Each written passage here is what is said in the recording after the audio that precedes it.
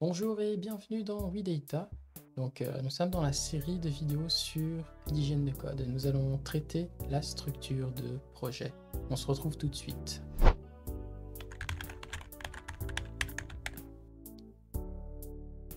Alors, qu'entend-on par la structure de projet? Eh bien, en fait, il faut plus maintenant se représenter notre code comme juste peut-être un ensemble d'instructions qu'on écrit sur un fichier, mais on peut le visualiser comme un projet. Et souvent, lorsque on fait un projet, en fait, on l'organise parce qu'on peut avoir plusieurs dossiers pour peut-être mettre des images, des fichiers Excel et tout ça. Et donc, nous avons aussi une façon de pouvoir structurer notre code pour le rendre lisible et logique, mais cette fois-ci d'un point de vue beaucoup plus global et pas trop spécifique sur l'implémentation. Donc nous allons voir ça. Alors ici nous avons un exemple, ça c'est vraiment une représentation parce que ce cadre-là représente un fichier qui s'appelle app. Comme vous le voyez ici, il n'y a pas d'extension, nous avons un ensemble de fonctions. Donc si nous avons suivi les premières étapes ou les premières vidéos sur l'hygiène de code, donc on se retrouverait bel et bien avec un élément ou un ensemble de fonctions. Ça pourrait aussi être des classes ou des variables qui sont listées dedans. Voilà, l'avantage justement lorsque on écrit après des choses comme ça, nous pouvons maintenant nous abstraire ou sortir finalement des implémentations spécifiques propres à un langage. Donc ça pourrait très bien être un fichier avec du code écrit en R, en Python, en Java, en C, donc n'importe quel type. Ici on a juste la définition des fonctions. On pourrait mettre plus de détails dessus et tout, mais voilà, c'est vraiment pour simplifier la chose, pour que nous puissions comprendre ce qu'on va faire quand on va structurer le projet. Alors actuellement ici, nous avons différents types de fonctions, comme par exemple je vois une fonction de formatage de colonnes, je vois une fonction là qui semble parler d'histogramme, oui je vois en fait vraiment un ensemble de fonctions. Donc ça peut être un ensemble de symboles et d'entités présents dans un fichier. Et en fait le but est quand même de pouvoir nous y retrouver lorsque on regarde la structure de notre projet. Ici c'est assez difficile parce qu'on a vraiment des éléments de différents types, différentes origines et peut-être qui ont différentes fonctions. Donc la première étape serait alors de pouvoir structurer ça. Et pour ça nous avons un outil. Cet outil c'est les modules, ou le module plutôt. Donc il y a plusieurs définitions là-dessus, mais celle qui va plutôt nous aider à comprendre ce qu'on va faire ici, c'est de définir un module comme un outil servant à stocker des symboles. Donc quand je parle de symboles, j'entends parler de variables, de fonctions, d'objets, de classes, d'instances, en fait tout ce que la personne qui écrit son code peut nommer. Alors donc de cette façon-là, c'est l'avantage d'un module, c'est parce qu'on peut vraiment tout classer dedans comme une sorte de casier et finalement importer les éléments qui nous intéressent. Alors si nous reprenons notre exemple de projet, donc on pourrait s'intéresser comme par exemple aux fonctions comme par exemple isDate ou isOptimal qui sont pour moi des fonctions de test que j'utiliserai comme par exemple pour faire des filtres sur des listes de données comme par exemple. Donc je pourrais les séparer justement dans un autre module qui va être là pour faire des tests pour le filter. Alors actuellement c'est ma façon ou une façon sur un instant T de faire ce type de subdivision, mais bien évidemment il n'y a pas exactement de méthode ou d'école pour ça. Donc chacun peut faire selon la logique de son implémentation. Donc le but c'est juste que cela doit rester logique de bout en bout. Donc si on fait un premier cas de subdivision, donc nous voyons que maintenant avec le fichier app, nous avons un autre fichier qui s'appelle testFilter. Donc qui va être le module testFilter, qui va prendre maintenant les deux fonctions de tout à l'heure qui ont été déplacées ici, isOptimal et isDate. Donc la flèche ici représente juste l'importation, donc app importe les fonctions justement qui se trouvent dans testFilter. Comme vous voyez, c'est quelque chose qui peut être fait assez facilement et donc on peut faire la même chose avec les autres fonctions. Donc je vous passe l'étape pour finalement nous retrouver avec un projet structuré sous cette forme-là. Donc nous avons notre fichier principal. Et donc ici, nous avons des fonctions qui sont plutôt utilisées pour faire du tri. Donc bien sûr, nous avons sort, by country, peut-être pseudo shuffle qui est là pour mélanger. On peut dire c'est une sorte de fonction pour faire des tris. Mais voilà, donc c'est selon la logique qu'on s'est donnée. Ici, il y a des fonctions de formatage. Ici, il y a des fonctions que j'ai mis dans un module que j'appelle display parce que peut-être c'est un module là où je vais mettre tout type de fonctions qui sont là pour afficher des graphiques et des diagrammes. Et extract domain qui est une fonction qui est toute seule et donc laquelle on ne sait pas où la placer. Donc la bonne pratique c'est surtout de garder le fichier principal le plus vite possible, donc que même extract domain ne soit pas là. Mais donc ce n'est pas si grave que ça si il nous reste quand même 2, 3, 4 fonctions qui se trouvent dans le fichier de base. Donc le fichier de base est surtout un fichier qui va exploiter ou utiliser ces fonctions, alors que les autres fichiers qui servent de module seront là pour les stocker et nous permettront de faire des appels dessus lorsque on fait des imports. Donc voilà, ça c'est un cas d'utilisation des modules pour ce type de fonction. Maintenant nous allons encore voir un autre cas parce que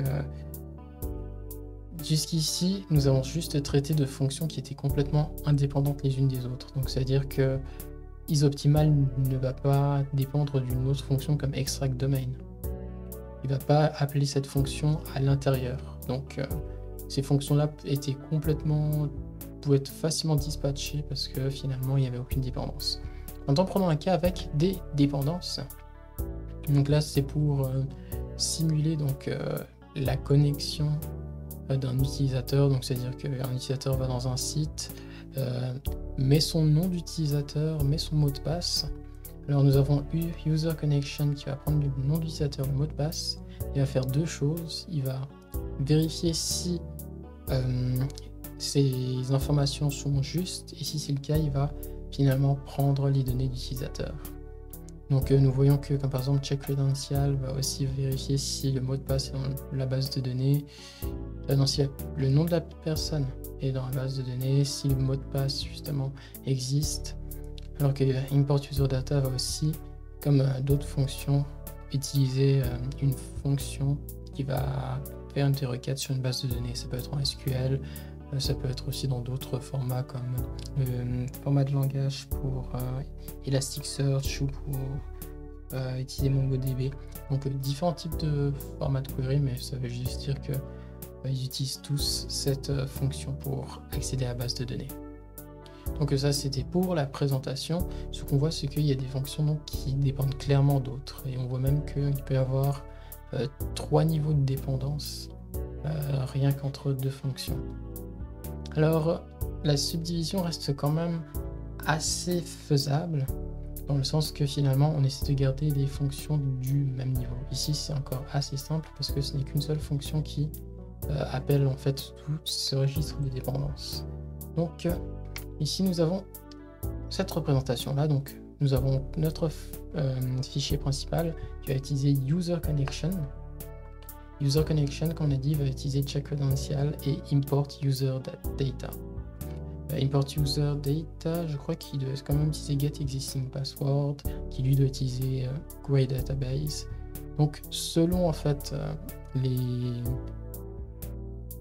comment dit-on? Oui, selon en fait les besoins des fonctions, en fait, on a juste qu'à faire des étages ou des niveaux en fait de requêtes ou comment dit-on, de dépendance.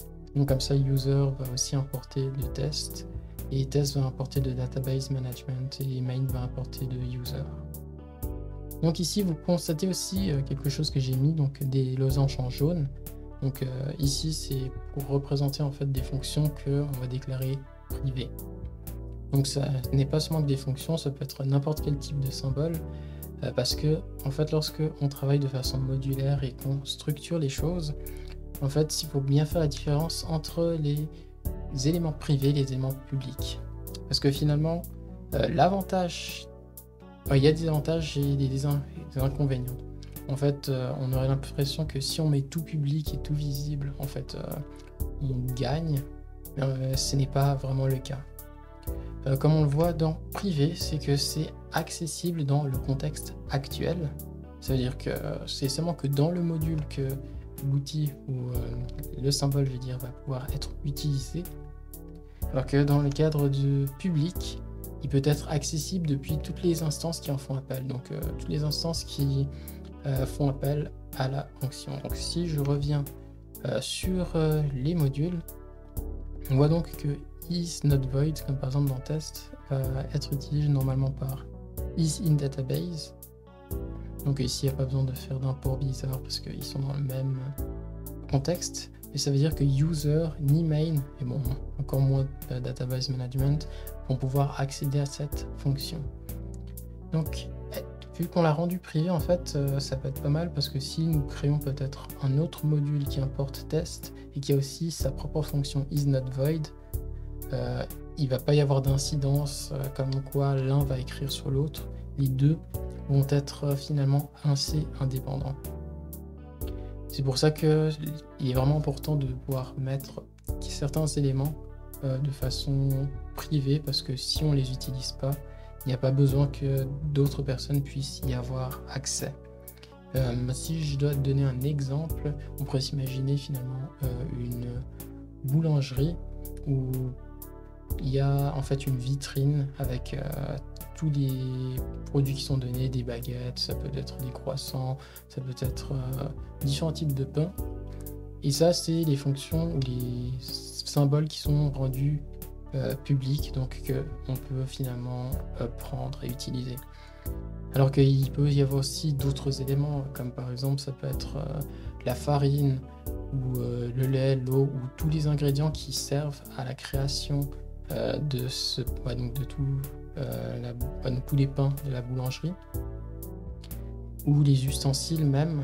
Donc ça veut dire que il faut justement avoir ces outils-là.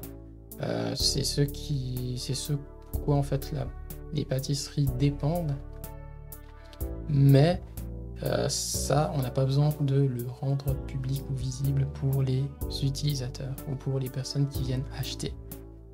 Donc voilà, ça c'est l'exemple que je peux donner à ce niveau-là. Donc même pour certains langages comme par exemple comme Rust, par défaut, si on met une fonction en tant que module, elle est rendue privée. Et donc il faut alors la rendre publique si on veut l'utiliser. Et dans Python aussi, nous avons, je crois, import all avec une étoile, qui est très peu recommandé parce que finalement, c'est ce qui peut apporter pas mal d'incidence. Nous en voyons maintenant un autre point aussi, c'est en fait ne pas trop se répéter au niveau des imports. Comme nous le voyons, user va importer dans database management query database, mais il va aussi importer test qui lui importe aussi query database. Donc s'il y a ce genre d'importation, normalement ça dépend du langage, de son implémentation, mais ce genre de choses peut très bien être intercepté et vu comme erreur, ou dans d'autres cas en fait, si user comme par exemple a importé query database après qu'il importe test qui lui importe aussi query database, ben, ce sera la définition ou l'import le plus récent qui va réécrire sur l'autre. Donc voilà, ça c'est une façon de voir les choses. C'est pour ça que souvent ce qu'on préfère faire, c'est enlever cet import, vu qu'en fait indirectement l'import se fait déjà ici. Et donc on aurait ce format. Alors qu'est-ce qu'on pourrait faire d'autre à ce niveau-là? Alors vu qu'ici nous avons maintenant quelque chose de bien, de parfait, de joli, on peut introduire aussi un autre concept qui concerne les packages. Donc en fait, on pourrait dire que les packages sont au module ce que les modules sont au symbole. Il faut savoir qu'un module, on peut le représenter comme un groupe de symboles, alors qu'un package, c'est un groupe de modules. Donc en temps normal, vu que les modules sont représentés sous la forme de fichiers, en fait les packages sont représentés sous la forme de dossiers. Donc dans un dossier, il peut y avoir plusieurs modules, et en important le package, on peut avoir accès aux modules qui sont dedans. Donc si on prend le cas précédent que nous avons, on peut créer un package justement. Parce que finalement, vu que nous traitions du cas de la connexion d'un utilisateur. Donc on pourrait créer un package qui gère justement la connexion de l'utilisateur. Donc user connection, j'aurais pu le mettre ici finalement parce que c'est là où il devrait se trouver. Et donc user connection va pouvoir en fait faire appel et donc depuis la fonction main, on va pouvoir faire appel justement à user connection qui va faire appel à toutes les autres fonctions et qui vont être ensemble, fonctionner et donner justement le résultat qu'on veut. Donc c'est de cette façon-là que certains packages peuvent être faits.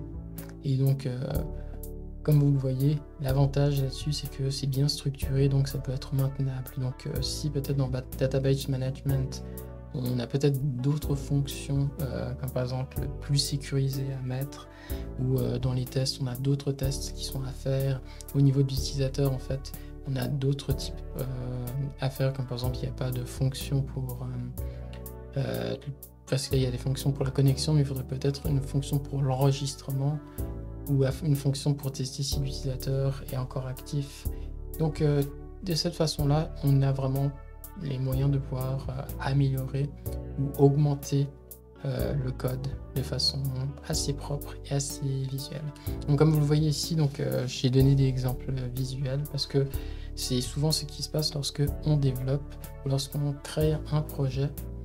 Faut pas se lancer directement à coder, mais on peut alors essayer de se poser sur une table et voir en fait ce qu'on veut pour pouvoir développer vraiment l'outil qui nous correspond le plus. Alors nous sommes arrivés à la fin donc de ce tutoriel, donc bravo. Nous allons voir dans le prochain chapitre justement, si je me trompe pas, nous allons voir le test, que ce soit dans l'unit testing ou le TDD, donc on verra ça tout à l'heure. Donc moi je vous dis à bientôt et prenez soin de vous.